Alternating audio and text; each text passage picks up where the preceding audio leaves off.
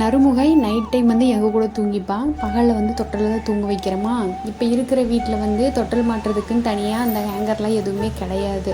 அதனால் ஊர்லேருந்து வரும்போதே வந்து மீஷோவில் ஆர்டர் போட்டு பார்த்து அங்கேயே ஒரு டைம் பாப்பாவை படுக்க வச்சு பார்த்து தான் எடுத்துகிட்டு வந்தேன்.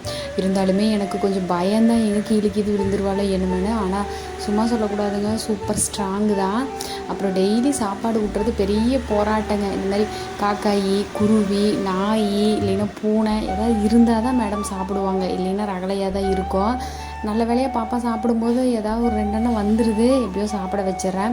அன்றைக்கி மழை பேஞ்சிக்கிட்டே இருந்துச்சுங்க, சூடாக ஏதாவது சாப்பிடணும் போல் இருந்துச்சு. முன்னா நாள் தான் வந்து ரிலையன்ஸ் போயிட்டு இந்த கடலை மாவெல்லாம் வாங்கிட்டு வந்திருந்தேன். அப்புறம் இட்லி மாவும் கொஞ்சம் பேலன்ஸ் இருந்துச்சு, அதை எல்லாமே போட்டு அன்றைக்கி போண்டா சுட்டிருந்தேன். இதுக்காகவே அவர் வந்து ஆஃபீஸ்லேருந்து கொஞ்சம் சீக்கிரமாலாம் வர சொல்லி அதுக்கப்புறம் செஞ்சேன். பாப்பாவை வச்சுட்டு அடுப்பிக்கிட்டு போகிறதெல்லாம் கொஞ்சம் சிரமம் இல்லை, எண்ணெய்க்கு தட்டி விட்டானா என்ன பண்ணுறதுன்னு. கரெக்டாக அவர் வந்தோடனேயுமே சுட்டால் அளவாக இருந்துச்சு, டேஸ்ட்டு வந்து சூப்பராக வந்துருந்துச்சு. அவ்வளோதான், நாளைக்கு வீடியோவில் பார்க்கலாம். Bye bye, see you.